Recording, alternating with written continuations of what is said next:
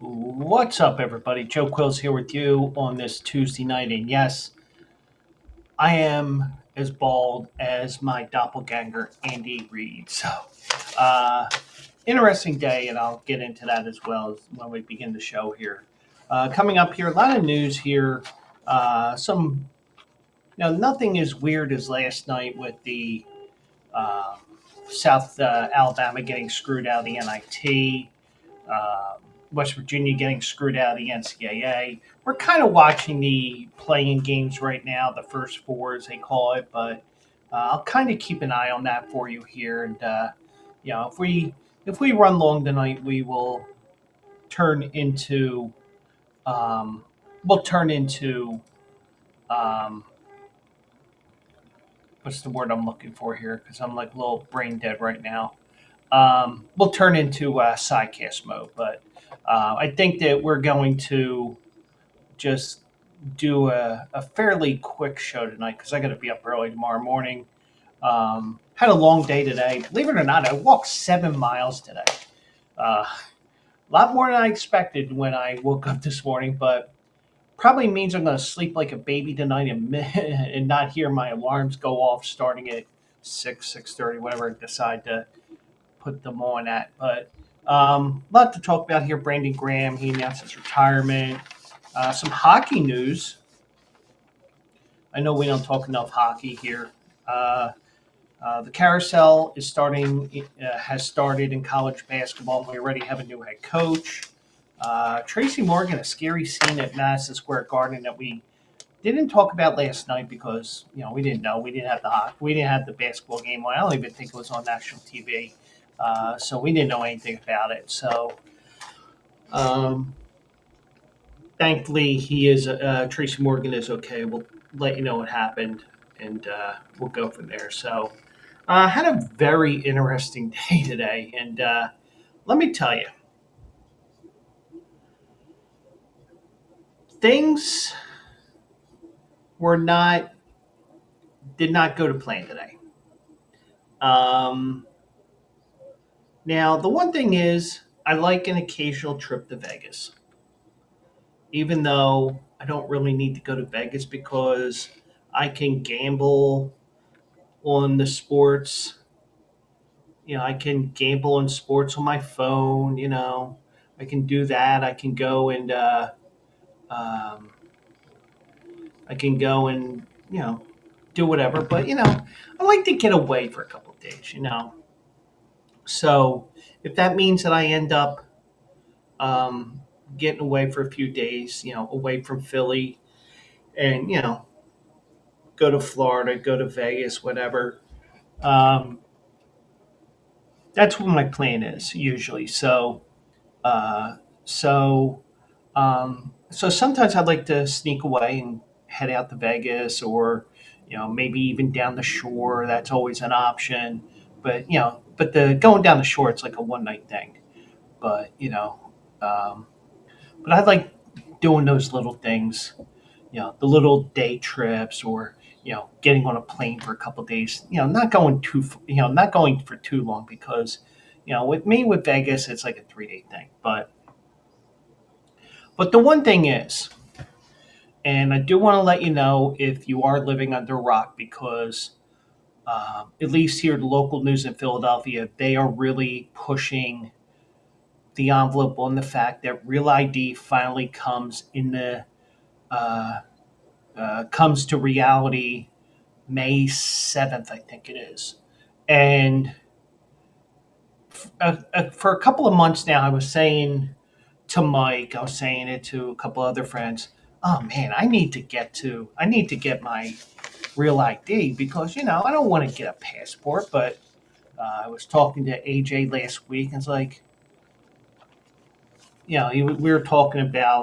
were talking shop, Bleacher Brothers shop, and I was like, you're going to make me get an effing you're going to make me get an effing passport, aren't you?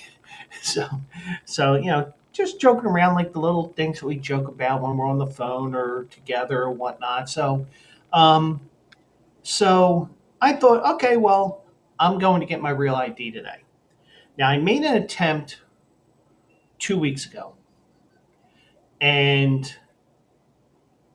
Um, Basically, the same situation as today. I was like, well, let's head up there. But I made the mistake of going way too late because I didn't get up there a couple of Saturdays ago until 2:30, 3 o'clock in the afternoon. And I saw the line. I was like, oh, no flipping way. So I said, all right, well, I'm going to have to go during the week. So last week, I was off on a Wednesday, and I was like, you know what? I should do it today because if I do it today, I can, get my eye test done, and then, by the time the the dilation starts to wear off and my eyes start going back to normal, I will be back doing whatever. I can head up there. So little did I realize that the area that I was at was a pain in the ass to get to the DMV there that I wanted to go to because the closest one would have been in Ben Salem, across from the Chamonix Mall. So I was like, eh. So, but 2 weeks ago, I went up there and I got tied up doing things. And, I got to make sure if I do go on Saturday, if the weather isn't bad, make sure everything's fine. So, went up there a couple of weeks ago. The line was insanely long and everybody's going now. And I should have even did it a couple of months ago, but I didn't do it. But now the news is really pushing it, and they've shown on the news like they showed like Malvern, which is Chester County. The line is unbelievable there. The line's unbelievable in Ben Salem. I'm sure even in Philadelphia, downtown at Eighth and Vine or Eighth and Arch. I couldn't. I keep getting the streets confused because I kept saying Race Street to the person that was in line with me today. It's like Race Vine Arch. Actually, I didn't say Arch. I just said 8th Street, 9th Street, whatever street it is. I don't know. I haven't been down there in my work office for 4 or 5 years, and you know, it's like, oh, you work from home. I'm like, yeah, well, I did. I did have one day where I had to go into the office because I was testing for the loan that I was on, where I was loaned out to New Jersey. I should say to New Jersey in quotes because um, everything's virtual right now, except for if you're um, a garage tech or those type of jobs at redacted company. But so I was like, you know what? I don't know when this date is, and I am planning right now a trip for the end of April. And I couldn't remember what the day was, but I knew it was after the Kentucky Derby. So the one thing I'm thinking in my head was, let's get it done. Because if I don't get it done, I don't want to be stranded in South Florida, even though that's not a bad thing unless hurricanes come by. Um, I don't want to be stranded in Florida or have to take Amtrak home because I can't get on a plane because I don't have real ID. So I get there about 1:30. I was like, you know what? Well, the first thing is, so I got to the Chamonix Mall first. I was like, man, I gotta take a leak. So, um, and first of all, they're eventually going to build housing at the Chamonix Mall, and it's really sad what has happened to that mall because nothing is there anymore. And then on top of that, nobody's in there. So I went to. So I was looking the way I went in. You're like near Boscov's, so I was like, all right, is there a bathroom over here? And there was probably something in Boscov's, but hadn't been in Boscov's in years, so I didn't know. So I was like, you know what? I'm not going to chance it. So I just said, I know where there's a bathroom. It's in the food court where most of the places in the food court even closed up. Um, So I went in there, went to the bathroom, did my thing, and came back, went out, and went across the street. The line was really long, but it does move. So, you're going to be in there a while. So, my tip to anybody who's getting real ID, who hasn't gotten it yet, do it sooner rather than later because, even though the weather will probably be nice that last week of April, that turns into the first couple of days of May. Now, that would be a great week to do it, but do you want to stand in a line that would be where you will have to be there at 8:30 in the morning just so that you can be in line and out by 4, let's say, because they were saying that the line at the Neshaminy one went all the way to the end, went like, because you have PennDOT, then you got Ultrazone, which is still there after 30 years. Um, and then you got, I think you have a couple of things in there. Then you got a Dollar Tree. Then you got a barber shop, which I looked at. It's like there is no flip away. I'm paying $50 for a haircut. Um, and then there's like a bakery, and there's another place and another place. So I'm looking. I'm like, yeah, I can see that, especially on a Saturday, especially in the morning. And as you know, with me, I can't do anything before 11 o'clock. So I can't get up there before 12. So So I went up there today. I got there about 1:30, 1:45, and you're in line, you're standing there. It's like, but it's like I know from being there when I had to get my new ID that as long as you're inside the room at 4:15, you're good. So I got in there about 3 o'clock, and talking to the person in front of me, and all that, we're having a good conversation and stuff throughout the hour and a half wait. And don't you know, I get all the way to the front, and you need your ID, you need your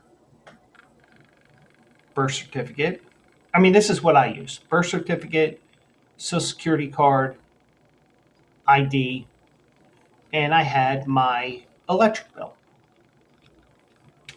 Now, everything was fine until they saw the address on the electric bill. Now, I might have to put a complaint in with the rental office. But it'd be like nothing we can do. So on my ID, it says my apartment building's address, and it says apartment 213. Well, the electric bill said my building address GC 213. So they talked to, she talked to the other person. Like, I need your help on this. And here's the thing. Unlike the other people that were in front of me that were, you know, non-American citizens or barely knew English and were American citizens or whatever, the thing is, they were playing dumb. And the two women that were there had real attitudes. Not going to lie. But so it was like, we can't do anything with this. I'm like, okay, even though I'm pissed, I'm figuring, hey, you know, answer this question. Can I bring this with me? Can I bring that with me? And they said yes. I'm like, okay, because I'm not, I'm not playing stupid like some people were. I want to know what it is that will help me get this real ID before it gets to a point where it will be a wait longer than the first day of Chick-fil-A opening or whatever supermarket, whatever fast food place. Like, for example, Jollibee, which is over by Castor and the Boulevard, Castor and Bustleton, not Castor, Bustleton and Cottman. When they first opened a year or two ago, the line to go through the drive-through was 2 blocks long. Now, granted, you're talking about a car. You're not talking about people just standing in line. Duh, duh, duh, duh, duh. But now you go to Jollibee's. You can just walk right into there and say, "Hey, I want this, this, and this." Even though I don't know if I really want to go to Jollibee's because it's like weird. I think they're Korean, but whatever Asian country they are. But it's a little something there. But um, so basically, they need proof of address, proof that you're an American citizen, proof of this, proof of that, proof of that. Um, so depending on what state you live in, I live in Pennsylvania. I think now that I went through this and I fucked up because I didn't realize that even though you can say, well, federal government does this, this, and this, and and they just said, it doesn't matchy matchy. Whatever. I'm not arguing because I just want to get this over with. Even if I have to stand in line 4 hours on Saturday, because probably as soon as also eligible is over, I will get my ass out of here right away. Have everything ready to go, everything lined up on my desk over there. Envelope, this, that, everything. Just have everything ready to go so that when 11, 11:15, 11:30 comes around, I'm out the door because I'm not fucking around. I want to get this over with. I want to do this. I want to get there. I want to get back. I want to watch the big races on Saturday. Whatever I have to do. So, um, so I waited in line. I'm still pissed that I waited in line and did all that for over 2 hours. Nothing happened. Um, so as I was up there in the Chamonix, I was like, I also think as well, part of the reason why the Chamonix has gone in the shitter is also because they have that shopping center across the street from the mall, from Rock Hill, I think it is. I don't know what road that is, but there's a road there that goes into where the CBS is, where that road that takes you to the little mini shopping mall where the DMV is. Um, so the only thing I would say is, depending on how your state does things, um, just make sure everything matches properly. Because if things don't match properly, you're going to be fucked. And it's going to suck that you're going to be there for 2, 3, 4 hours. And oh, by the way, you don't have the stuff. And this is exactly why I had this, that, and everything in there. It's just that I didn't realize that because it says GC instead of apartment 213, they wouldn't allow it. And you know what? The thing is, you have one security guard in there, was a woman, and when I left, she goes, joking around because she might have seen me like saying "fuck me," to myself, even though I didn't mouth those words or anything. I was just like real calm, and I would have impressed the hell out of my parents, especially my mom, because you know, uh, I said I remember before my mom died when she was in a nursing home or wherever place she was at. She goes, "You know what your problem is? You're too venti." I said, "Too venti? What the fuck am I? Starbucks?" I stopped at Starbucks because I needed to get a coffee because I was up early today. I ran out of creamer. I only had one cup of coffee this morning, and I sat here. I fell asleep. But so the moral of the story is: first, check your DMV or wherever you have to get the real ID. Just make sure everything matches, because if things don't match, this is what they're going to say to you. And you know what? I have no problem with this. And you know what? It was it was nice that although they were two moody old bitches,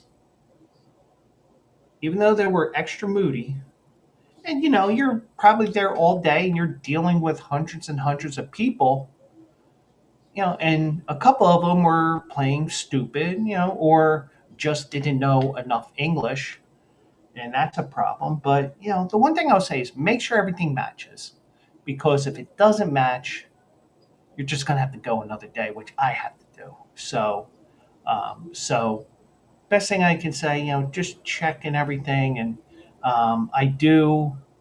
What I'm going to do is I'm going to be taking two bills with me that I have. Um, Now, the one thing is, the woman said, "Well, what about a credit card bill?" Yeah, you can use that as long as it has the address on there that matches. So, knowing my luck, I'll have a different person looking at my stuff and be like, "Well, we don't take credit card bills." Oh, God, Jesus Christ. So I'm going to take the credit card bill. I'm going to take a phone bill. I'm going to take another bill. I'm going to take three guys named Bill, and do what I have to do. But the moral of the story is just make sure everything matches and you have what you need, because it's a hassle, and it's even more of a hassle to me because I work 5 days a week, and I'm probably going to have to do it Saturday if the weather isn't bad, because if you're standing outside, you're going to get rained on. Or maybe I go in the rain thinking, hey, maybe these people won't be there because guess what? They don't want to stand out in the rain. But no, my luck, it'll be even longer because people have that same idea. But moral story, make sure everything matches, and just make sure everything is, just check with everything on your state's DMV or whoever does the real ID in your particular state. So that was that, and then I walked up the street to CVS, had to get a couple of things. Then I went to then I went across the street to that shopping center across the street from the Chamonix Mall. Got my hair cut because I needed it bad. That's why I was wearing hats the last few weeks, because the thing is my hair would be all over the place. I mean, but then again, with this being next to nothing, and that's why I get a two clip on my sides and top, because it takes for once it starts becoming noticeable, it's time for a haircut. And usually, what I consider a haircut is when everything starts sticking up and out. So and that was starting a couple of weeks ago. So it's just things just get in the way, life gets in the way, and all that. But um, but yeah, we'll be good for next couple of months with this. And I came back. Now I have answers. It was just. But they did. I mean, they did the right thing. It wasn't. It wasn't. No, you can't do it. They.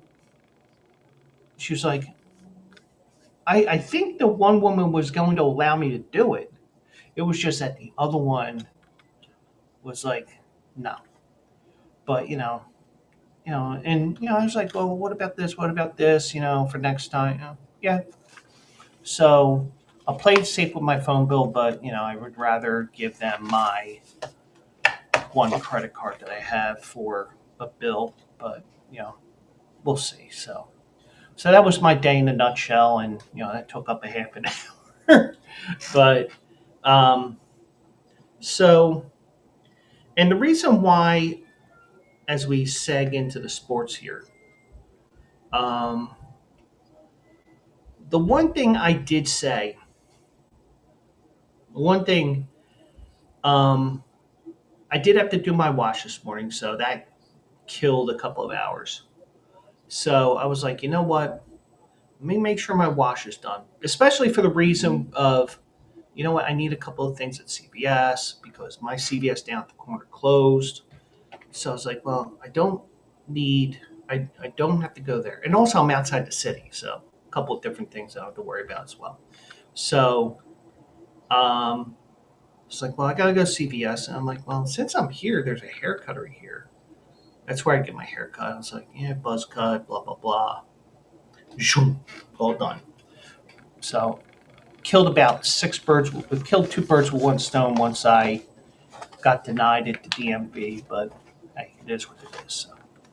But one reason why I didn't get there as early as I did was because I watched the Brandon Graham press conference and he announced today that he was retired.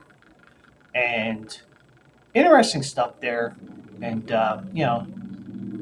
I think he was a little bit sad. You can hear him sniffling a couple of times, but he was also his typical self, joking around a little bit, hugging all the reporters, everything, because he had a great relationship with the reporters. Um, even though sometimes he didn't have the, um, he didn't have any of the. He occasionally had a couple of issues with them, but it was like because he admitted, "Oh, I said this. I'm not going to watch TV or anything." But Brandon Graham did announce his retirement today, and it was a very insightful thing because he said this was going to be his last year. Then he tore his tricep in the LA Rams game, the first LA Rams game, the regular season matchup. And then he said, "Well, maybe I'm not going to retire." But I think his contract was up after this year anyway, so that's why, um, they let this decision hang for a while because you're a week into the new, or at least a few days into the new calendar year for the NFL. But so he announced his retirement today. He was a first round draft pick out of Michigan in 2010, drafted by Andy Reid, and he spent his entire career in Philly. He holds the team record for most regular season games played with 206, third all time in sacks with 76 and a half. The two Lombardi trophies he helped deliver were placed at either side of him, which was a nice thing that he did. I thought that was pretty cool. And he emotionally read his farewell speech in the team's auditorium, where friends, family, coaches, and teammates gathered to honor him. Now, I do want to say one thing. Those that criticized Jalen Hurts last year, and the whole team deserved to be criticized a year ago when they collapsed from that 10-1 start. But the one thing I do want to say, Jalen Hurts got married last weekend. At least that's what Mike said to me before the show last night. And in my opinion, if he was married last week, because maybe it didn't, maybe Mike was imagining things, whatever. But I trust him at his word that it did happen. So when he could have just went on his honeymoon and said, sorry, BG, I just got married. You know, I want to go on my honeymoon or whatever. But you can't. But she's already pregnant. But um, but the one thing is, you can see that he is a leader because even though he got married, he was there in the audience when he was giving that speech. Nick Sirianni was there. A couple other Eagles were there, but the fact that the leader on the field, Jalen Hurts, was there, showed even more respect I have. And I had respect for him because, the thing is with Jalen Hurts, and I've said this probably the last 3 or 4 years that probably since he became the starter full time 4 years ago. The one thing I said with what he's doing with the team is I don't care what he does. I don't care if he throws for 350 yards. I don't care if he runs for 100, even though I prefer whenever he runs, he gets down and doesn't get hit. Because it's sometimes those weird hits that are the ones that hurt you the most. Or even like he had a running play 2 years ago against the Dolphins and he tweaked his knee. And I still think his knee was all screwed up all the rest of that season a year ago. But um, yeah, I said, I'm not worried about him throwing for 350. I'm not worried about him running for 100. The only thing I worry about is what is the score at the end of the game. And if I defined him as a game manager, then I don't care if he's a game manager. What I care about is exactly what happened when he came back um, when he came back from the bye week. All I care about is did our team win or did it lose? And I shouldn't say our team. I should say they, because I'm not part of the Eagles organization. But I am part of the Eagles fan base. But, Eagles, fan bases, they do say we instead of they. And, those pronouns I'm not worried about for the most part. But when I'm here with you streaming or I'm talking podcast or even if, God forbid, somebody wants to interview me, I'm careful with we versus they. Because, if you want to joke around and say, hey, Joe, you're not part of the team, why are you saying we? Hey, so be it. But just the fact that Jalen Hurts was there showed me the leader that he is and how lucky we have him as a quarterback. And, it's just an impressive thing to me. Now, um, so Brandon Graham gave his speech. He had it all written out on his piece of paper, kind of like the way I have my stories highlighted and written out right now. Um, I gave everything I had in this. His voice was breaking. He began to well up, but I don't have no regrets. 15 years ago, I walked into the city as a young man with dreams, big dreams, a little bit of nervousness, and a whole lot of fire in my heart. I had no idea back then what this journey would bring. I didn't know how many times I'd be tested. I didn't know how much I would grow. I sure didn't know how deeply I would fall in love with these fans and the team in the city. And we know Brandon Graham. I mean, he attained legendary status with this team and with everybody in the Eagles fan base. And the thing is, I hate the word nation. Now, every fan base is a nation. Phillies nation, Eagles nation, Flyers nation. Now, the Kansas City Chiefs, they prefer Chiefs Kingdom. The origin of that, I'm not sure, and I'm not going to challenge that either because I don't I don't have the time to argue with people over.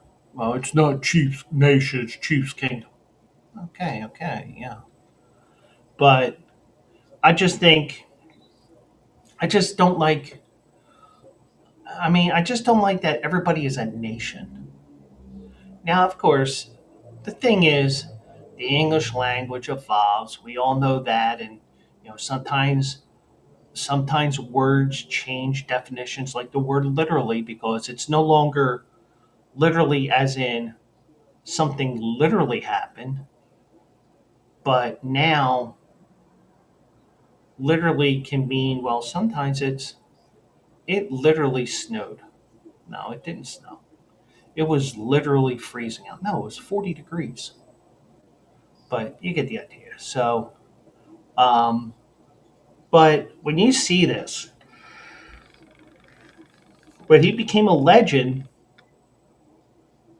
because we all know that strip sack that he had with about 2.5, 3 minutes to go in the game. He stripped Tom Brady, his strip sack, the only time they really got to Tom Brady that game. And it helped secure a narrow win over the New England Patriots. And that was the first Super Bowl win. Um, Now, this says here icon status. Icon, legendary. I guess it's the same thing. I'm using my word as opposed to the article's word, but I guess we can say the same thing. Now, it marked the pinnacle of his turnaround after he was labeled a bust early in his career following a slow start, largely due to injuries. And maybe even the defensive scheme that they had under Andy Reid the last couple of years. Who knows? But he flashed a big smile when the play was brought up. He said, that was always going to be a good one. A Michigan guy against another Michigan guy. It was a big moment in my career, and that's where I felt like things started to get even better from that point on. Sometimes you need a moment like that, and, he did what he had to do. Now, Eagles Lurie, Jeffrey Lurie praised Graham for many memorable moments. Lurie said in a statement, Brandon Graham is the embodiment of everything you want in a Philadelphia Eagle. It was the way he played the game, the way he carried himself that earned him the love and respect of his coaches, teammates, and fans. And maybe it took until that Super Bowl to realize what he was. You know, maybe it just took a while that we got to really love Brandon Graham as a football player. Um, Now, this past season was supposed to be a retirement tour of sorts when the season started. But I mean, he took on an expanded role under defensive coordinator Vic Fangio and was the team's most productive edge rusher early in the season. However, he tore his triceps in late November against the Rams and announced in the locker room afterward that he would miss the remainder of the season. So it's like, and even with us when we're watching the post game, whether whether it was whatever network you're watching, or me watching NBC Sports Philly because that's my local sports channel. He said right away, "It's torn. I'm done. I'm done for the year." So he quietly rehabbed behind the scenes and was able to return for the team's decisive Super Bowl win over the Kansas City Chiefs, providing the storybook ending, the one of the most consequential careers in Eagles history. He said, if I didn't make it back to the Super Bowl, I probably wouldn't be up here right now. Very interesting. But he fought to come back. Now, the question is, did he come back too soon? Maybe. I'm not a doctor, so I don't know. Because he did re-tear that tricep after the game, during the Super Bowl, but he played through it. And he had that huge arm brace, if you remember. Um, he said, I promise you I'd be begging to come back for one more, but I was happy to be able to make it back to play with my guys, to put that uniform on one last time in a big moment on the big stage. Me being able to be a big part of that, be a part of that, that was all I needed to know. I felt my prayers were answered, being able to come back, and he was with them. He was with and be with them boys one last time. But Brandon Graham, legendary status with the Eagles. He earned it just on that strip sack that he had in Super Bowl 52. And, I think even though he did get hurt in that final game, even though we didn't know about it until afterwards. But just the fact that he got through that game, we found out that after the game. Um, I think he went out on his own terms.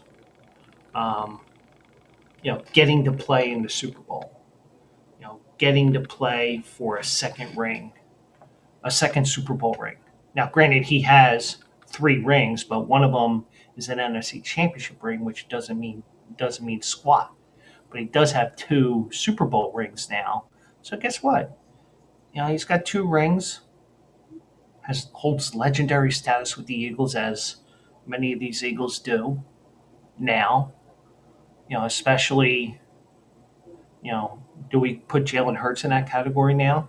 Even though he probably has about 5, 10 good years left. AJ Brown, Devontae Smith, Saquon in 1 year is already a Eagles legend. And the thing is with me, if you know me rather well, sometimes I use that legend status, the word legend, in a sarcastic tone. No, not here. But especially with Brandon Graham, especially with Saquon already, Jalen Hurts, AJ Brown, Devontae Smith, they're all going to be legends, and they earned. I mean, he earned himself um, the right to retire on his own terms. Now, it would have been interesting to see would he have come back for his 16th year here in Philly, because it's not necessarily what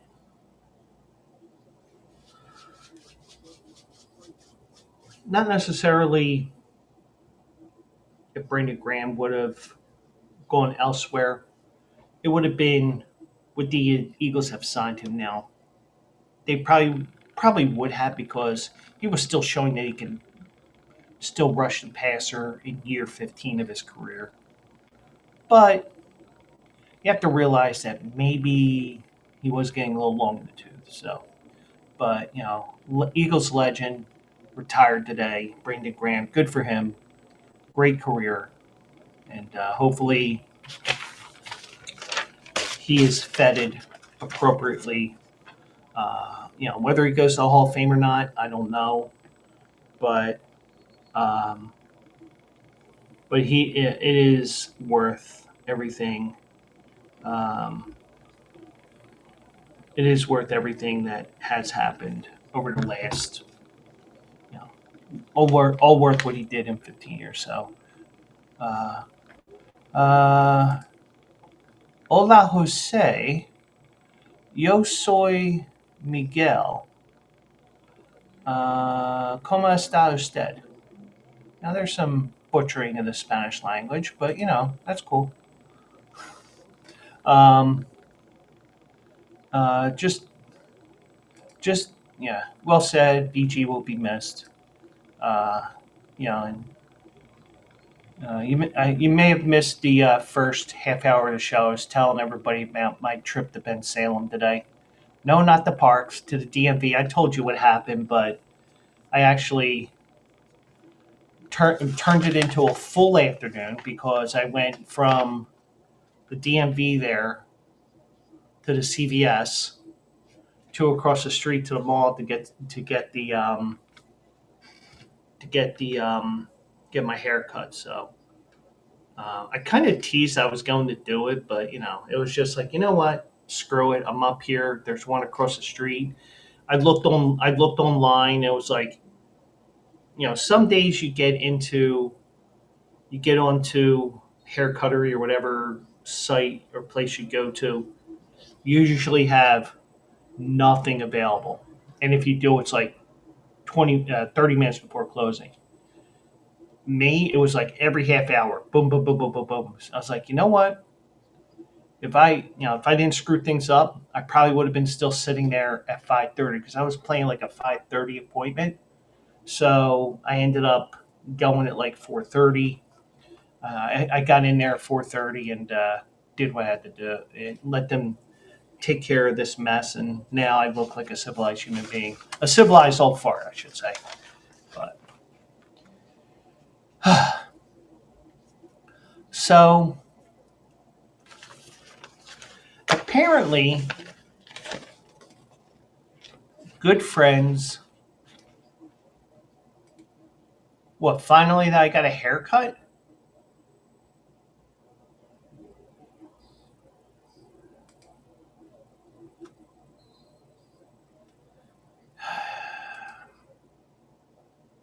I thought about just letting it grow just for shits and giggles, but it's like, well, it's going to get to a point where the caps aren't going to fit anymore. So, and also, it's a real pain in the ass getting the hair to be get back down to normal. So, anyways, we got under 2 minutes left in the first half.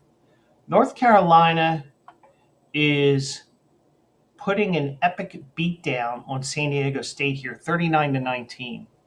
I am so glad um, I did not put any money on these games because I would have had St. Francis. But I'm glad I didn't because I usually fade the SWAC team in these first four games because they're pretty much in the first four every year. Um, and they scored with under a second left to win 70-68. North Carolina's up big right now. We'll see if this San Diego can figure things out or not. But North Carolina is saying, hey, West Virginia, eat shit. Because yesterday we had eat shit pit, but eat shit at WVU. But anyway, so little hockey story here, and some people hopefully it doesn't get into um, political talk with some people if they come straggling in here, but it appears that good friends Donald Trump and Vladimir Putin, um, they are discussing games between the NHL and the KHL. KHL is the hockey league that is mostly in Russia. I think they have a couple teams in China as well, and I think somewhere else as well. But it's mostly in Russia. Kind of think of it as the NHL having 6 or 7 teams in Canada, even though it's now mostly a U.S. based league, even though it was like half and half at one point. But Donald Trump supported Vladimir Putin's idea to organize hockey games between the U.S. and Russia during their phone call on Tuesday, according to a summary released by the Kremlin. Mike says, "I saw that. What the, you know?" And according to the Russian government, Trump and Putin discussed hockey matches in the USA and Russia between Russian and American players playing in both leagues. Um, my question is, and we do have Russian players that play here in the United States, and I think we still may have Americans playing in the KHL. I don't know. I don't, also with the fact that, KHL, that those games aren't shown over here anymore. Um, they don't, I don't know I don't know if like the NHLPA will say, no, we're not going to Russia. I think if it does happen, it probably won't be for another few years. And if it is a few years, it'll probably be after Trump is out of office, even though he thinks he can get a third term. But the NHL state said in a statement to ESPN, "We have just become aware of the conversation between Trump and Putin. Obviously, we were not a party in those discussions, and it would be inappropriate for us to comment at this time." Could that be Could that be some speak where they may have been? But yeah, it could be. But I take the NHL their word that they were not part of this because I guarantee you it's just Trump is here and here in D.C. and he probably trying to get the war with the war between Russia and Ukraine resolved and everything, and permanent ceasefire, whatever, But um, they don't, But Trump and Putin are buddies, and they're and Trump is a sports guy, even though he killed the first iteration of the United States Football League back in the 1980s because he wanted the league to go play fall ball sooner than what the rest of the league wanted. But that's so. But just to give an idea of the past, the NHL and KHL did play games in the past, exhibition matches. The New York Rangers faced Metalurg uh, Magnetoskarisk in Switzerland as part of a short-lived Victoria Cup in Europe.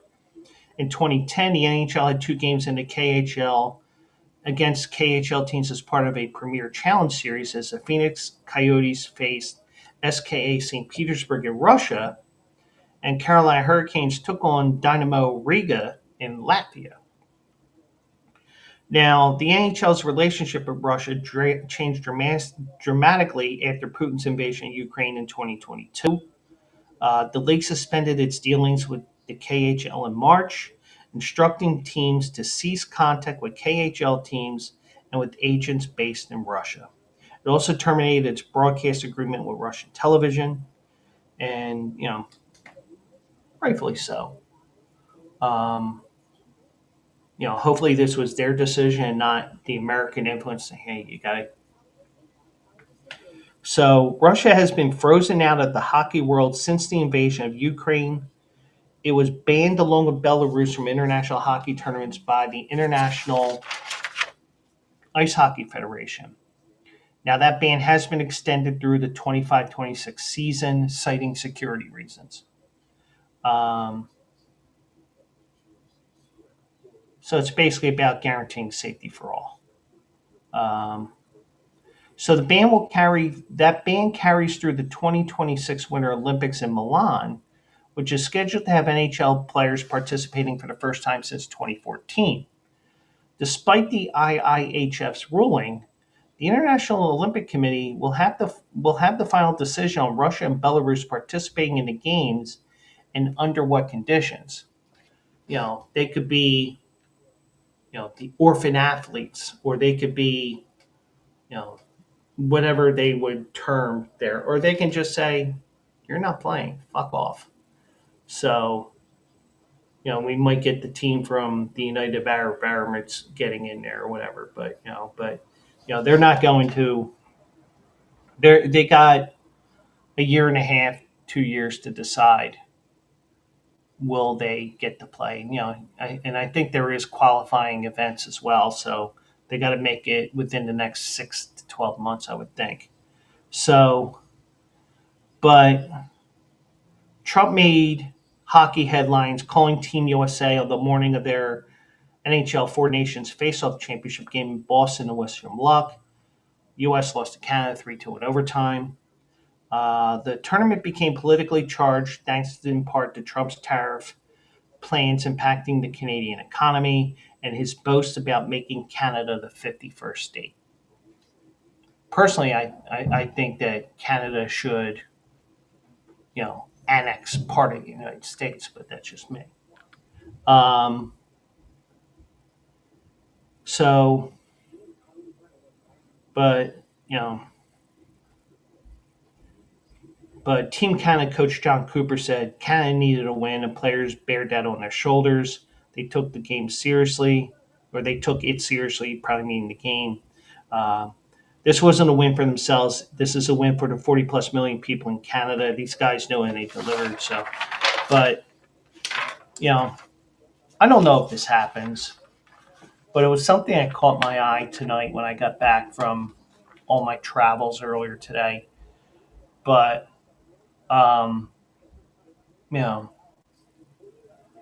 I don't think that this will happen in the next couple of years. At least not until the war in Ukraine and between Ukraine and Russia is over. So it may be a while. Um, and who knows? It probably never happens. Who knows? You may occasionally see something here or there, but I think it's something that'll be initiated by the league and not necessarily the leader of the United States and the leader in Russia. So I don't think it's going to be either one of those that's going to do it. It has to be the NHL reestablishing communications with the KHL after everything that happened almost 3 years ago, or actually it was 3 years ago. So, um, I don't know. And if it does happen next year, let's say, just for shits and giggles, so what? Will I like that they're playing Russia? No, but they can't. But they have that ban right now, so I doubt they'll do anything because I think there's like 6, 7, 8 different steps that need to be done beyond the war ending so that they can go in there. But that's just me. But we'll see. So let's head back home here. And I saw this today, and the coaching carousel in D1 college basketball is starting to spin. And we do have a coaching hire. And ironically, it was the coach of West Virginia whose team got screwed. Well, maybe they didn't get screwed because North Carolina is putting an epic beatdown on San Diego State right now, 47-23. Maybe they knew something. Maybe it should have been that they needed to put West Virginia versus North Carolina instead of North Carolina and San Diego State because San Diego State just did not show up tonight. I mean, being down 24 points to a team that was 1-12 against quad one teams. But so Indiana is a new head coach, Darian DeVries, who was with West Virginia for a whopping one season, goes to Indiana. He gets a 6-year deal. Now, here's a question I have. Is Indiana still a blue blood college? I don't think so. I mean, I don't think they've really. I don't think they've actually been to a Final Four um, since Bob Knight left there. I don't think. It may have been one, but if it is, it's not. It's not more than one.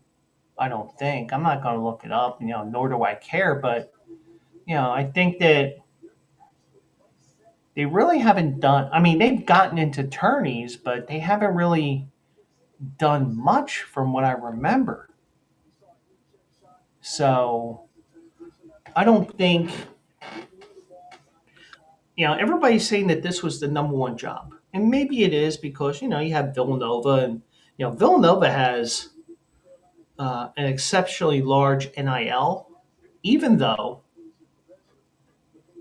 they don't have one or FBS football. They play in FCS, the old one AA, and they've explored a couple of times. Do we want to go 1A? But the only problem with that is, but what usually stops even new journalists who want to write about this or people like me that talk about this briefly. The question is, where are you going to play? Because Villanova Stadium is too small for FBS football, and you can't play at Lincoln Financial Field because that is Temple Stadium. Because Temple tried to build on campus, and everybody in the neighborhood said, "No, you're not doing that." And also, it helped. It also was Jim Kenny who also said, "No, you're going to play the link, and you're going to like it." And we had these games where 200 people show up, and they say the crowd is 15,000. I mean, we've seen those. We've seen those crowds when Temple has really been shit. Now, next year, Temple plays Oklahoma here, and I guarantee you that's going to be close, if not, will be a full house at Lincoln Financial Field whenever that game is. But I guarantee you that that will be 80% minimum for Oklahoma. Or maybe if you have people that are going to that game who are Temple fans, quote unquote, it's probably because they have, they probably got season tickets and they say, well, if you get season tickets for 2024, you got to stay on for 2025. Or, if you want the Oklahoma tickets, you got to sign up at 2024 to watch these shit games all year. That's probably what they did. But in this case, Indiana is the first one that I know of that has signed a new coach. DeVries receives a 6-year deal. He joins the Hoosiers after spending 1 year with the Mountaineers. Um, he replaced interim coach Josh Ehlert, at least I think that's how it's pronounced. He had taken over for Bob Huggins following his resignation in June of 2023. And there was all kinds of situations with the Bob Huggins thing. So in his lone season at the helm um, with the Mountaineers, he led West Virginia to 19-13 record, 10-10 in the Big 12 before the Mountaineers were snubbed on Selection Sunday. And you can argue, well, how do you have 19-13, 10-10? Let me look at NCAA here. Um,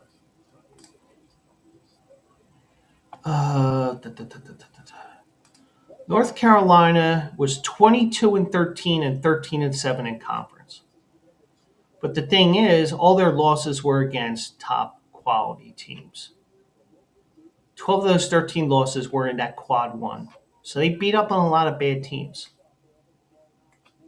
So you can argue that. But the thing is, the one thing that Mike and I mentioned last night, or at least I think I mentioned it, you lost to Colorado, West Virginia, that is, lost to Colorado, who was the 16th and final seed in the tournament for the Big 12.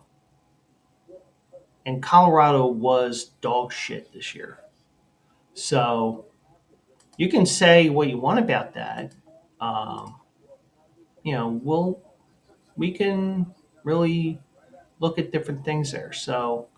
Um, so yeah, it's a real. Um, okay, I did mention. Okay, yeah, but it's like you know, North Carolina doesn't have these quad one wins that we talk about now because they got rid of the RPI, which they never should have gotten rid of. But on top of that, you argue North Carolina not beating a top team all year, well, they only beat one.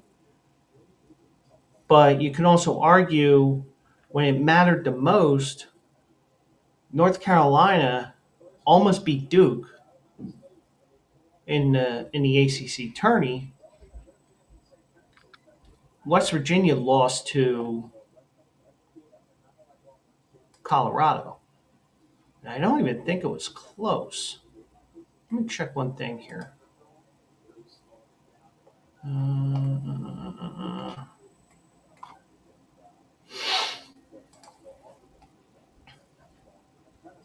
They lost by 7.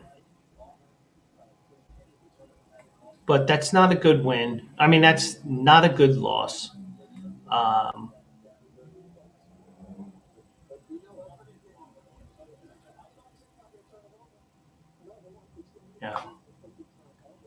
yeah, that's. Not, I mean, when you want to make an argument that you should be in or should not be in, that Colorado game, in some regards, recent history is what will kill you or help you. And losing to a team that was probably, I think it goes quad one, quad two, quad three, quad four. I'm guessing Colorado was quad four. You lose a quad four game like that during championship week when all the big boys are playing their conference tourneys. There's no, that, you can probably look to that one game. But, um, but allowed Darian DeVries to leave to go to Indiana, which, you know, is it still a blue blood? I don't think so. But if somebody in here who is very into college basketball, and they argue they're still blue blood. What are you saying? Blah blah blah blah blah. Well, they haven't. I mean, they haven't done much in the NCAA tournament since Bobby Knight left there. I don't think. But um, so DeVries said this is unquestionably one of the top jobs in America. And of course, he's going to say that because he got hired. As someone who grew up in the Midwest loving the game of basketball, I've always admired the IU basketball program for its championship level success, tradition, and fan support. Well, they have waned off in the last 20 years. There's a passion to succeed at the highest levels, both within the Big Ten and the NCAA tournament, and that's a desire that as a coach I share. And maybe he turns things around. We don't know, but this is probably a job that he's not going to leave to go to another blue blood school. If he were to leave there, it'd probably be to the NBA. But I don't think he goes to the NBA. I think he's more of a college coach, at least right now, from what I'm reading here. But he had just signed. He had signed last year a 5-year deal at West Virginia. The total buyout's expected to cost $6.15 million, 4.67 million from his basketball contract, in addition to other expenses per the deal, such as paying the buyout from Drake that WVU paid and other expenses incurred in hiring. So he's going to be coaching his third school in 3 years here. But in some regards, because he's from the Midwest, and he looked up to the program, let's take him for his word. You know, that job does not open up all the time, even though it has opened up more than it should have been over the last 10, 15 years. So this may have been his dream job. It opens up, hey, I want to interview. Or they called them and say, hey, want to interview for this job? So he probably said, you know what? Let's do this. Now, before he took over in Morgantown, he was a head coach at Drake for 6 years, guiding the Bulldogs to 3 tournament appearances in his final 4 seasons. He was 150 and 55 at Drake, winning at least 20 games every season.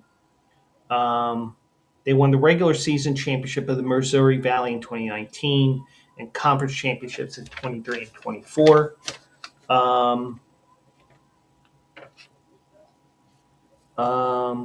Drake won the first 4 game in 21, the 21 tournament, and lost in the first round to Miami in 23 and Washington State last year.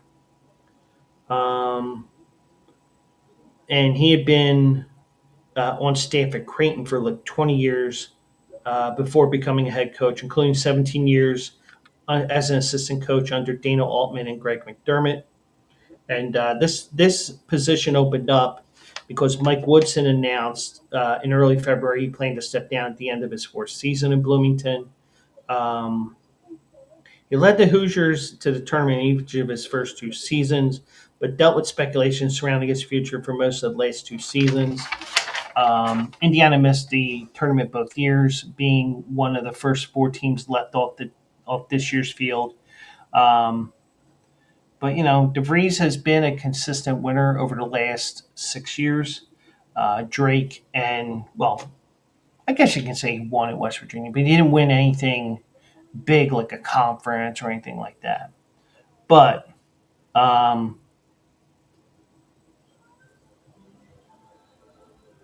Here's what I was saying about the Hoosiers. I highlighted, but I didn't really read too much into it, so it wasn't stuck in my head.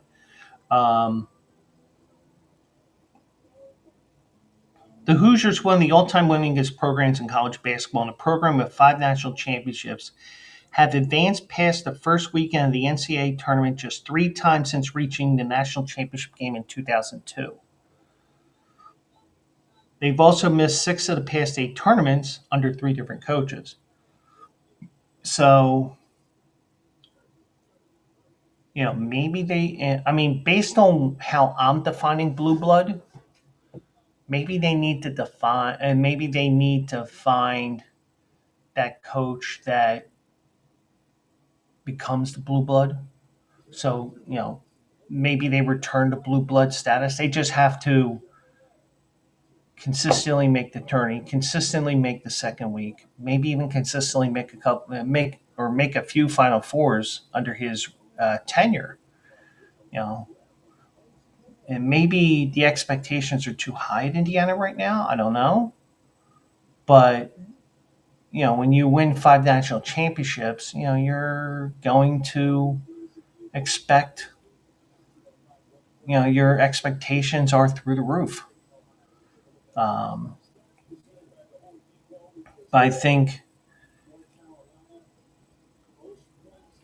also you need to build little by little, and expect constant improvement. So, uh, but that's just me, and I could be way wrong.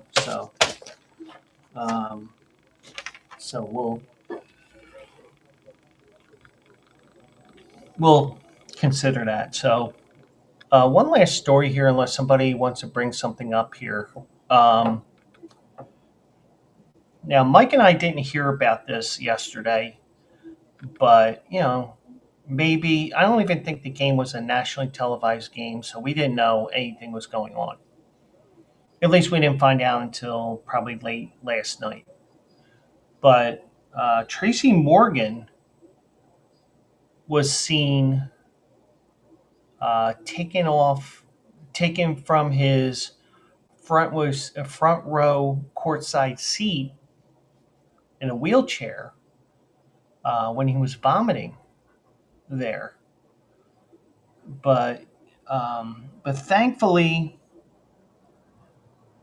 even though food poisoning is not fun, um, he says food poisoning was to blame for his taking ill during Monday's Heat Knicks games at Madison Square Garden, and that he's doing okay. So, and when all of a sudden you just start projectile vomiting like that, um,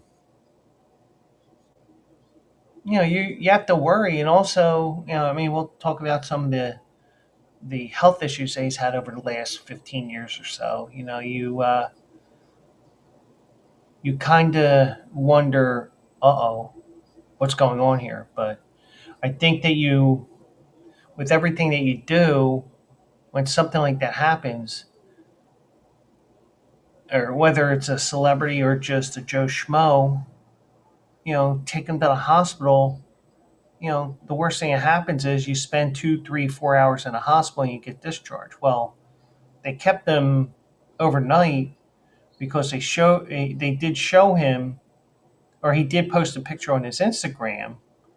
He had the different things all over his chest, and you know, uh, but thankfully he's going to be okay. Um, so Morgan posted an update on his Instagram this morning, along with a smiling photo from a hospital bed, thanking fans for their concern. And it could be, could have been anything. It could have been that he was having a heart attack or whatever. Uh, I'm about to get to that, Mike. He said the Knicks are 1-0. So, Morgan suggested humorously that perhaps his health episode spelled good luck for the Knicks. I'm doing okay now. Doctors say it was food poisoning. Appreciate my MSG family for taking such good care of me. I need to shout out the crew that had to clean that up. Appreciate you.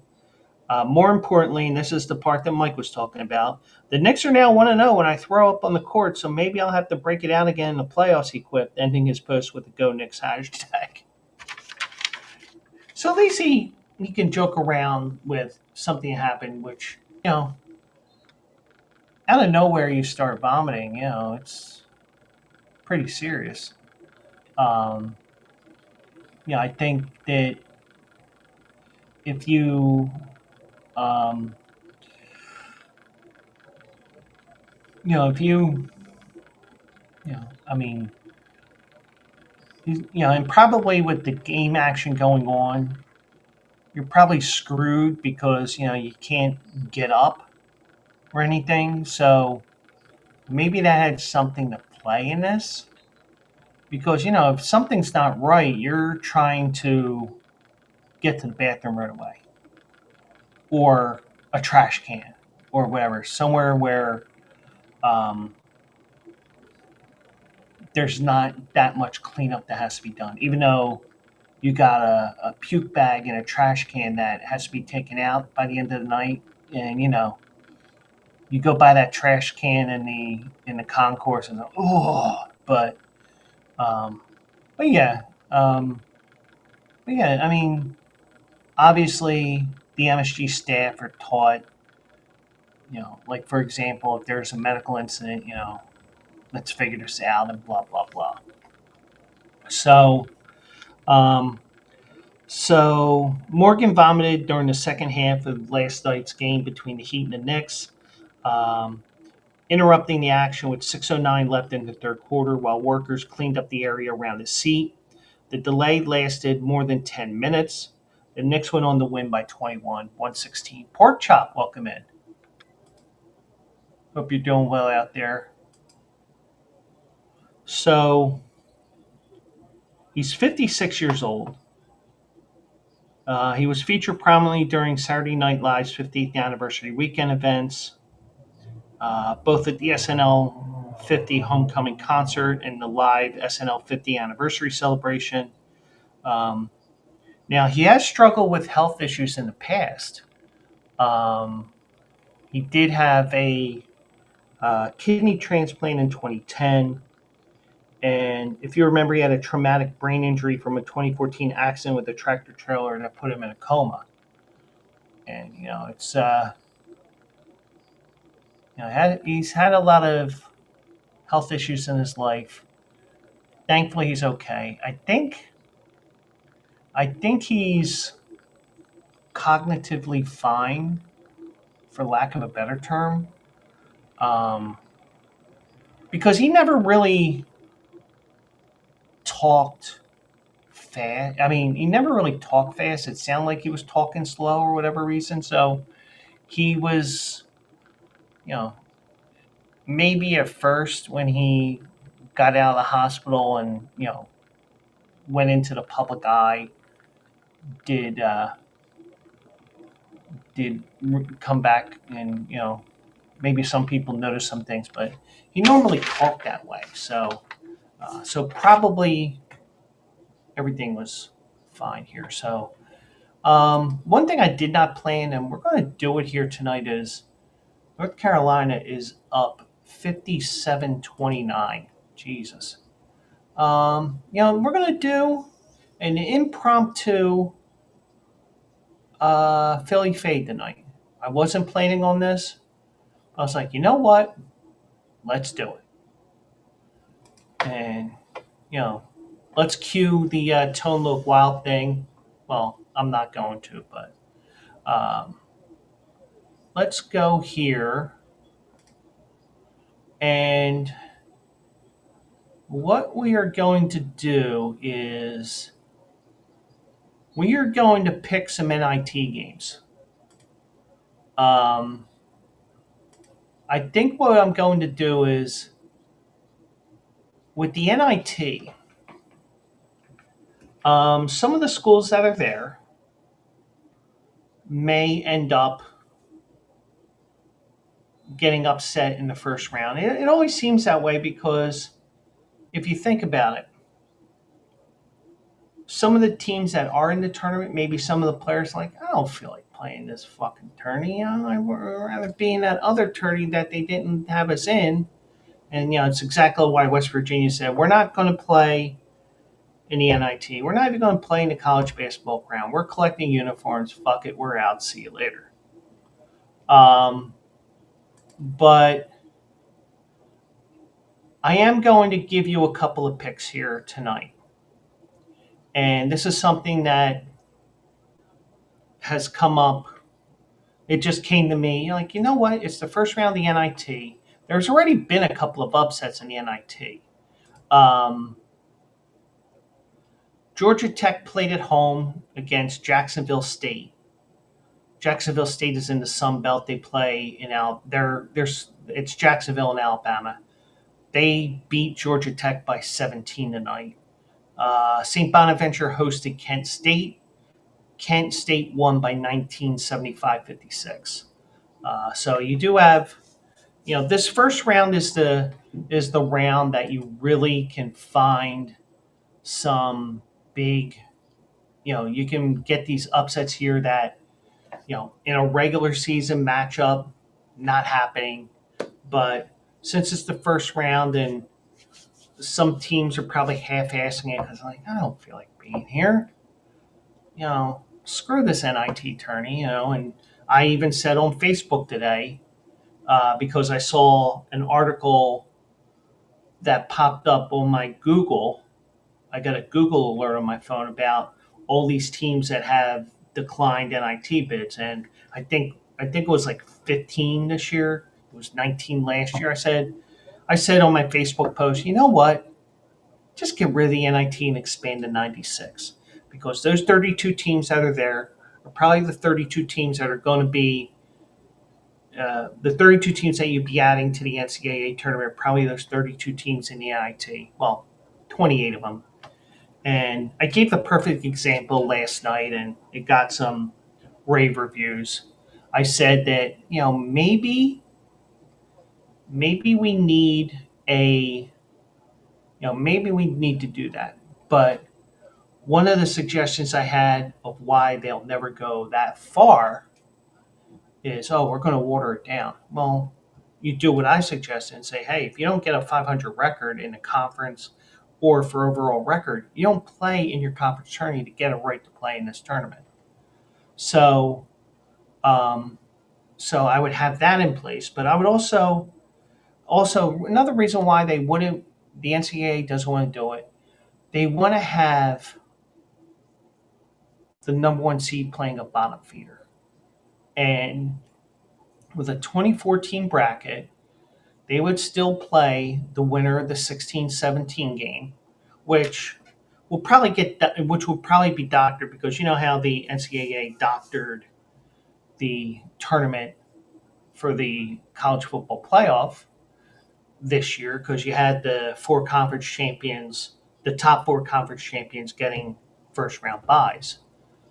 But if you think about it, the way I think about it, it was they were thinking, well, I guarantee you that those top four teams would have been 1, 2, 4, 6, or something like that. Somewhere where you can say, well, they're still towards the top, but what happened was you had so many upsets that you had teams that weren't ranked in the top 25 in the turn in some of the polls that they had during the year, and if they did, they were like down around 15, 20. And you had teams that were you had like 1 and 2 or 1 and 3, and then you had in the championship rankings you had or in the playoff rankings you had like 13 that got bumped up to 3 because they were the third conference champion in Boise State, and then you had Arizona State who won the Big 12, and then you had Clemson who was the last team to get in. You know, they got in because of that fifth conference championship. So you do have. I think personally you give it another year, but oh, we don't like how this worked because after the first round it was all the lower seed that won. So it was like 5, 6, 7, and 8 that won in the quarterfinals, and then the semifinals 8 versus 7. It just happens that every once in a while you have a bracket like that. But in this case, they were trying to get 1 versus 2 when they first dreamt of this matchup, this whole bracket. It's just that it didn't work. And now they want to change it. So if they want to change it, fine. But in terms of the 96, I think one reason why they don't want to do it that way is because, one, if you reseed after the first round, then you got teams having to go from West Coast to East Coast and all that. So you have all these issues here, and you probably get away from the pod system that they have. But but a lot of those teams that are in the NIT, like for example, a Georgia Tech, probably not St. Bonaventure, maybe Stanford, maybe Santa Clara. Some of these teams that have first round home games, like Oklahoma State, maybe these teams have to um,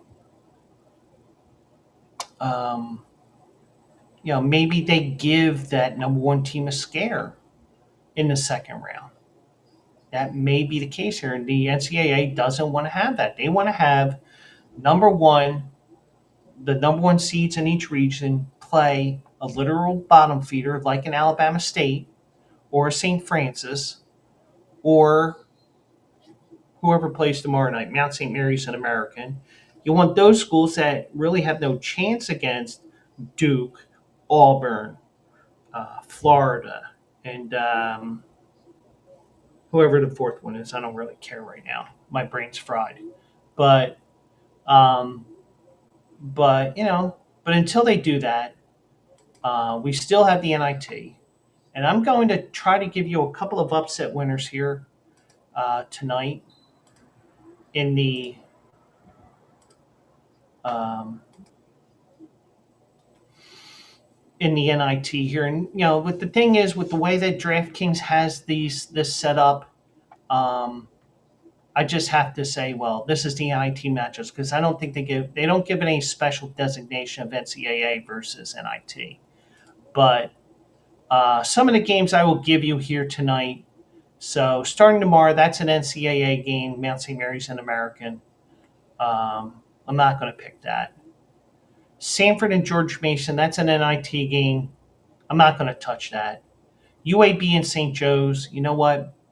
St. Joe's, they had a hell of a year, but this probably doesn't qualify as a major upset. I'm going to take UAB there plus 195. Then we have Florida Atlantic and Dayton.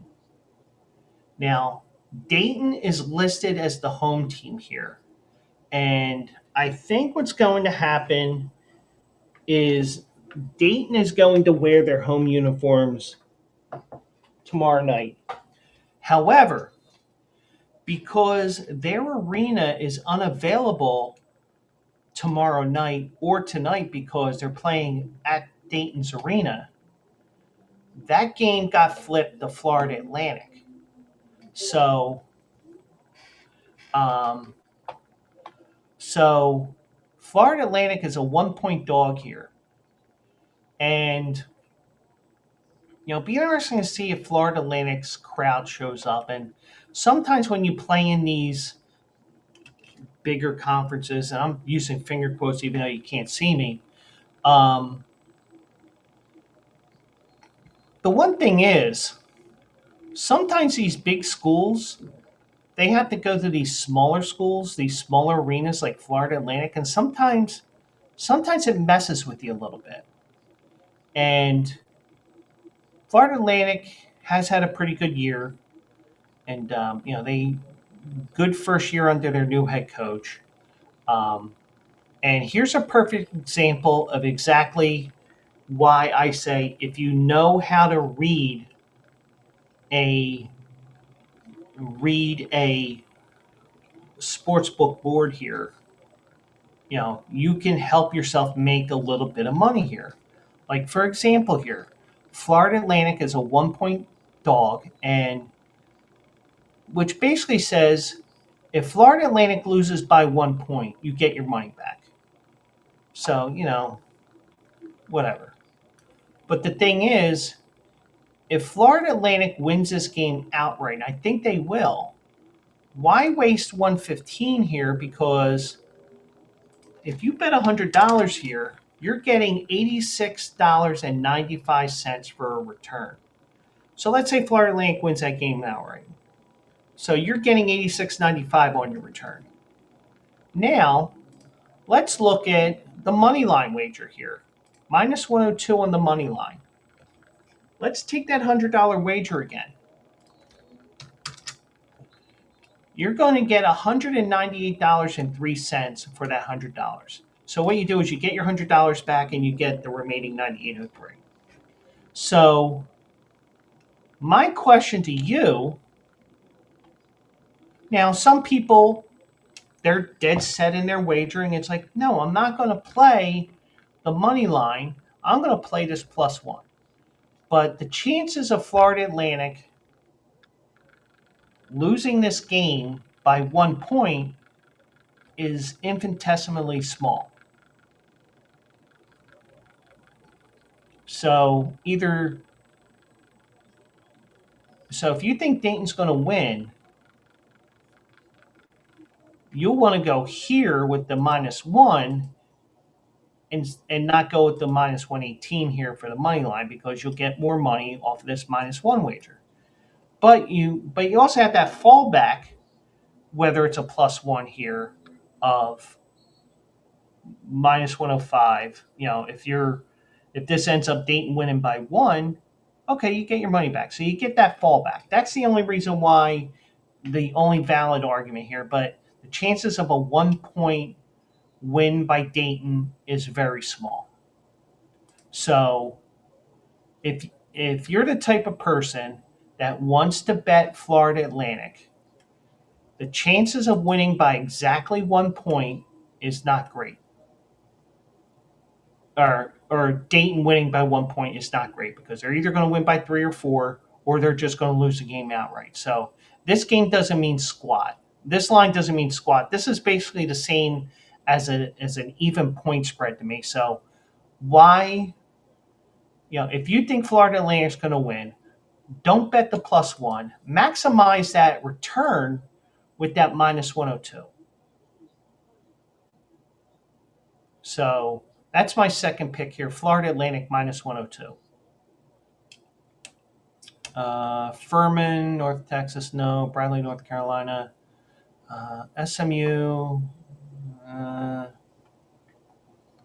Irvine, Northern Colorado. Utah Valley, San Francisco. Loyola, San Jose State. You know what? We're going to go with the home dog here as well. Now, Florida Atlantic, that's actually Florida Atlantic as a home game, but they still say Dayton is the home team, even though that game is at Florida Atlantic tomorrow. So it's just semantics with the way that the brackets are. So my third game, Loyola has to go pretty much short rest because they lost. Loyola lost they lost in the semifinals, so they have a short turnaround, and then they're going west to California to take on San Jose State. San Jose State, they come into this matchup. Actually, San Jose State comes in with a 15-19 record. They ended up going 7-13 in conference, and this is actually a matchup where it favors Loyola, even though they have to go west for this game. Now, based on my 96 tourney rules and qualifying for your conference tourney to get into a national tourney like this, San Jose State would not be here. So I guarantee you Mike is thinking, oh, he's going Loyola Chicago here. But this is the NIT and strange shit happens. So I'm going to take San Jose State at plus 120 here for my third and final pick here. So my three picks for tonight, for tomorrow's basketball games: UAB money line plus 195, Florida Atlantic money line minus 102, San Jose State minus one, or I'm sorry, money line plus 120. And you know what? I really like I really like all three of these games here. And you know what?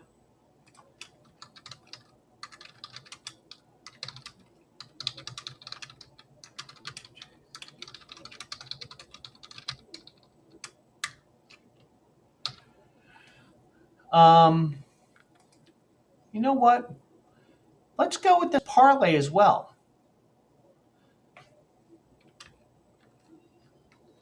And if this parlay were to hit, it will pay plus 1185. So if I bet $100 on that, I'm getting $1,285.27. So if I bet that for 25, I get 321. If my base was 10, it would be 128.52. Here's the thing. I'm not going to shame you with a small wager. I may say, how the fuck did you get these three teams? And in my case, it's just, hey, fuck it, let's do this as a shits and giggles wager. But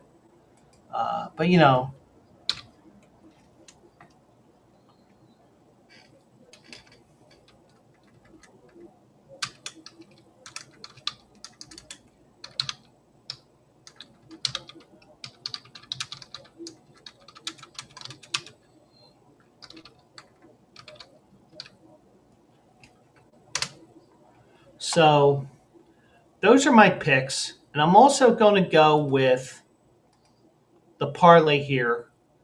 And if this hits, I would get two, three, four, 16 units in the black here. So I'm like minus 3.5, 4 units right now for the calendar year. This could put me well ahead for the calendar year. So,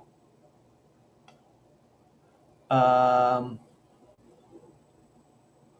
so Mike has his final four here.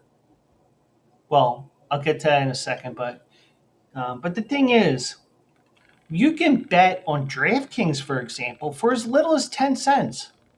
So if I wanted to do a 10-cent wager, I would get $1.28 back. So, and here's the thing, you don't, you know, if somebody gives you shit for an extremely small wager who is working in a sports book, well, let me rephrase that. If it's an extremely small amount that you're wagering, like 10 cents, like a quarter, like 50 cents. Now, if it's something other than, hey, the house minimum is $5, that's okay. But if a guy or a gal in the um, behind the counter is giving you shit because you're betting a dime, 25 cents, a dollar, $5, and it's not a minimum, and if there isn't a minimum of, let's say, $5, if the minimum is 10 cents like DraftKings has here, call for a supervisor when you know and say, hey, is this a house rule or something? But that's exactly why I like to go to a self-serve machine, because sometimes I like to do some of these goofy ass bets, like some prop wagers that you have like in the Super Bowl and stuff like that, but if you have any, if somebody gives you shit, you know, and it's not, and you feel it's not warranted, you know, if they give you shit and it's a minimum wager thing, there's nothing you can do. But if it's something where they're just shaming you because you want to bet $2 on a wager, then you have a problem. But if it's a minimum wager issue, then you're SOL.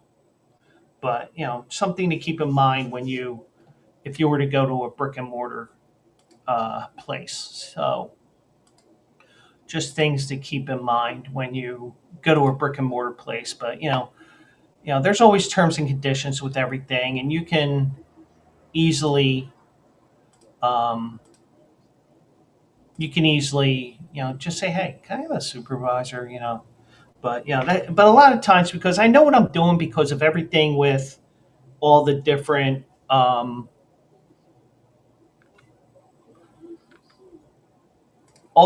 things that, betting online, betting on my phone, betting on my computer, screen sharing like I do, and just going through it like I know what like I'm a whiz with computers and stuff like that.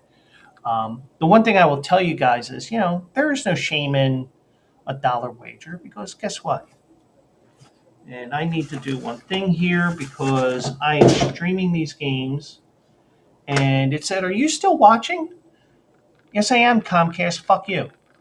Uh, but uh, so, Mike, are these your final four for the NCAA? Are you going all chalk here, or are these? Oh, I know what it is. Okay, never mind. Never mind. Don't respond. I know what it is. He was telling me who the four number one seeds were. It was just that Mike knows I get these brain cramps or whatever, and I couldn't figure out that fourth one. But given my day today, even though I had the day off from work, it's just me and my Polish heritage showing. So yeah, so those are my picks for tomorrow. Tomorrow night on the show, I'm going to give my final four. I have the bracket printed out, and this is progress, because if you watched last night's show, I was like, I don't know where the fuck these teams are playing. And finally, I got to the point. It's like, hey, you got to figure it out. My computer's being a pain in the ass, but the bracket is printed. I'm going to fill it out. I'm going to fill out all the contests that I'm in, and who knows? Maybe I can win something. So, um, you know, it is what it is. So, by the way, just to let you know, North Carolina is going to advance because because the epic beatdown continues. It is 79-42. So a lot to a little. And, you're going to get walk-ons playing here in a little bit, probably at the 4-minute mark.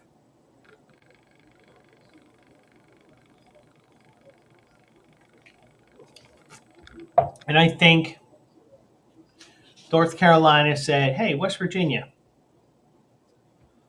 But,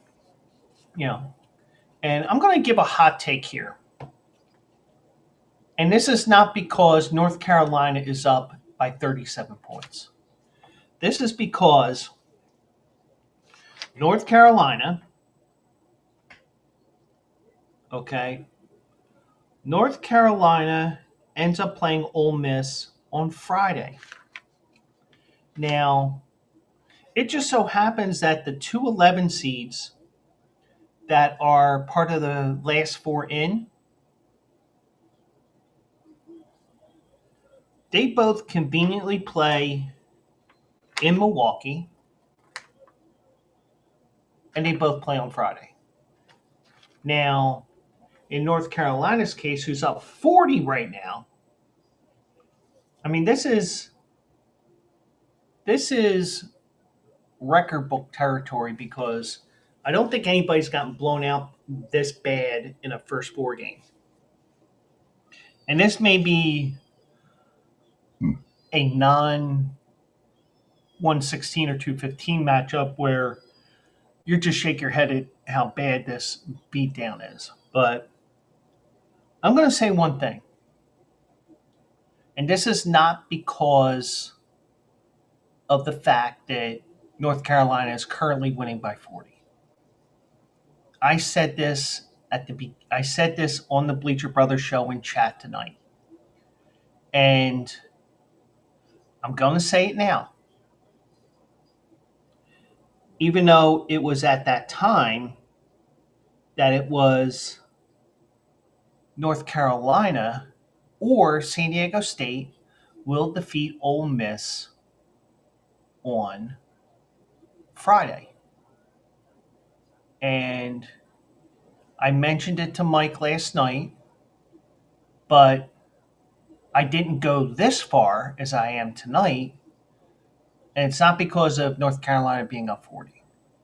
It's the fact that usually the Tuesday games, for the most part, end up playing again on Thursday. Here, the Tuesday matchup tonight, which North Carolina is going to win and win handily, they don't have to play again till Friday, so they get a travel day where they don't have to worry about anything. And I think they had issues getting to Dayton on Sunday or Monday when they left there. So whenever they left there, they had problems if I remember properly. So I'm going to call my shot here, and we'll see what the line is on Thursday night show because I'm probably going to take North Carolina on Thursday night on the fade. So we'll see what happens over the next couple of days um, with these matchups. Um, so so that is going to be it for tonight, and we'll kind of do the same thing we did tonight. We'll keep an eye on the action in Dayton, Ohio. I mean, it'll be somewhat looking at the games live, live look-ins, keeping you updated. It's not a true um, it's not a true it's not a true sidecast. Because we're not talking about the game the whole time. But we're going to do our usual thing and be like tonight, where it's like, oh shit, North Carolina is up 40, but you know but we'll have some news stories. We'll talk about the early game, which will be American and Mount St. Mary's, and we'll talk a couple different things, whatever pops up between now and then. We had our first baseball game of the season in Japan this morning. Um, I could have caught the last three innings of the game, Mike, but yeah, I was aware that the game was on. I was aware that the game was being played when I woke up around 8 o'clock this morning. I just didn't roll out of bed till 9 because I was looking at my phone and doing different things. But, um, but yeah, so baseball's back, but it's back for real next Thursday, and might have to give my baseball picks on next Wednesday's show. So we'll see what happens with all that as well. But that's going to be it for tonight. But before we go, because Mike said to me, you didn't promote also eligible last night. I'm like, well, it's not that big of a deal on Monday night. It's probably not that big of a deal on a Tuesday night either. But also eligible will be live Saturday morning on the Bleacher Brothers Network and Bleacher Brothers channels. We're getting down to the nitty gritty when it comes to um, the road to the Kentucky Derby and Kentucky Oaks. We have the 100-point races coming up starting on Saturday. I'm just confirming both these races are 100-point races because I don't want to give you bad information here. But yes, both the Jeff Ruby Stakes.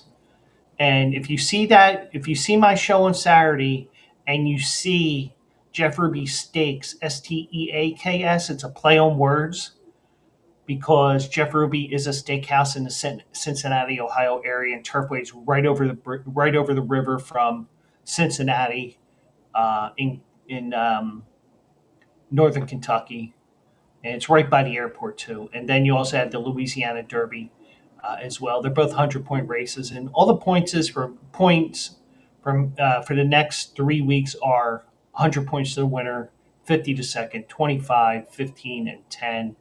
Um, both races, well, did they draw for the? Yeah, they did. Okay, so the big race on Saturday at Turfway Park is race 12. That goes off at um, 6:25 p.m. Eastern. You got a overflow field of 13-12 will run, and also another thing here, the Jeff Ruby Stakes. Well, they also have a casino at Turfway Park.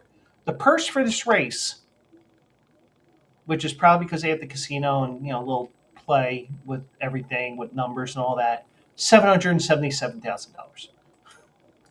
Then we go and we look at the field for the um, the field for the fairgrounds for the Louisiana Derby. That goes off as race 12 as well. That goes off at 6:42 p.m. and they have a field of 10 horses here. So we'll be covering those two races on also eligible. And the Fairgrounds Oaks is a Kentucky Oaks race. That's 9 horses. And I did not see the race that was on there. So, but those races will be Saturday morning. It'll be on twitch.tv/Bleacher Brothers. It'll be on their YouTube. It'll be on their X. It may, and I'll tinker around with things on Saturday because I'll have the time, and I'll be starting to handicap those races as soon as the morning line odds are up. So we have those 4 races this upcoming Saturday, and the following Saturday is the um,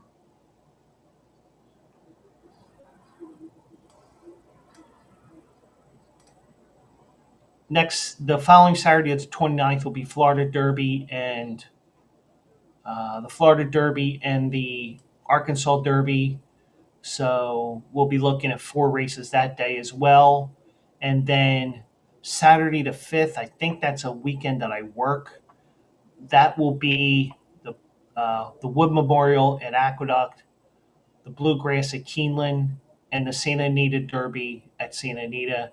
And for that April 5th show, I have to bring back the blunder that I had on the on one of my streams when I uh, had a little fun with the name Wood. We'll just leave it at that. It's on my it is on my um,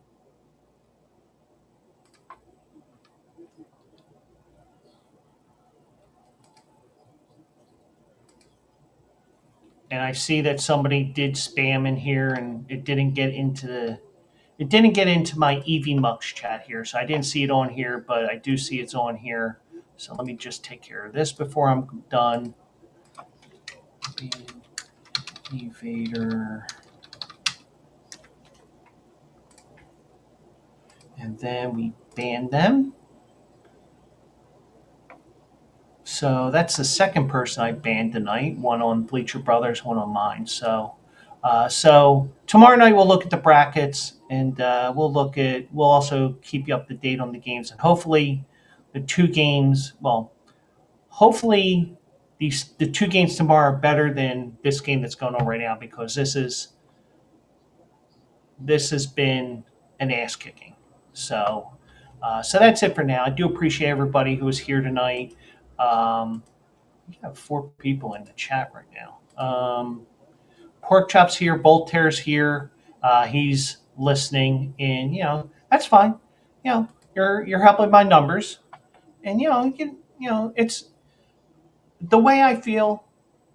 And I'm rambling now because I'm done with everything I wanted to do. The one thing I will tell you guys is, you know, listening to the show that helps my numbers, especially if you're watching at twitch.tv/Joe Quills. And if you're not watching on twitch.tv/Joe Quills, come on over.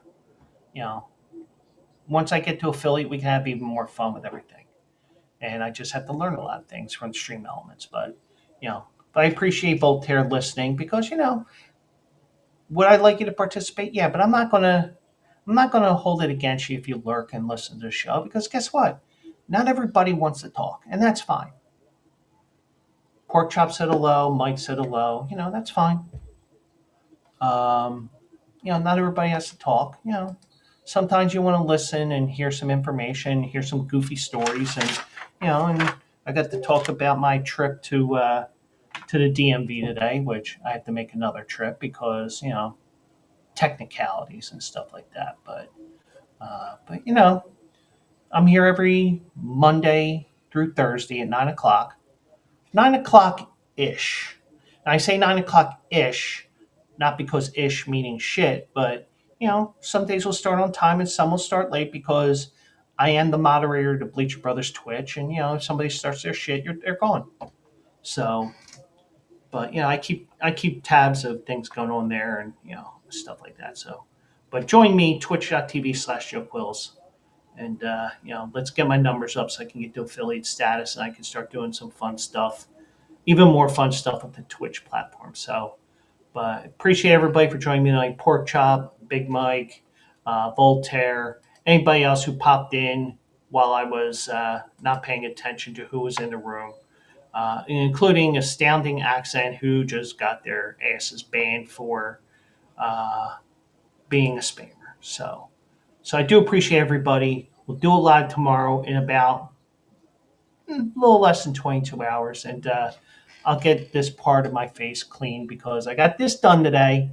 Now I got to do this. I told the girl, it was a last second decision. I'll worry about this when I go.